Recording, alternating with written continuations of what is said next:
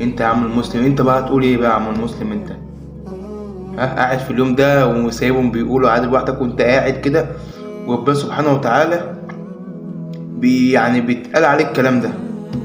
وحاشا لله يعني حاشا لله ربنا سبحانه وتعالى واحد احد، وانت قاعد ما شاء الله عليك مستني اليوم ده وقاعد مبسوط بقى، مستني سنة ومستني اشوف النور بيضرب فوق وقاعد مستني الساعة 12 وتعدي يبقى واحد واحد، انا اول واحد واخد سكرينات بقى واعمل فيديوهات 25 رب يكون عامل ايه.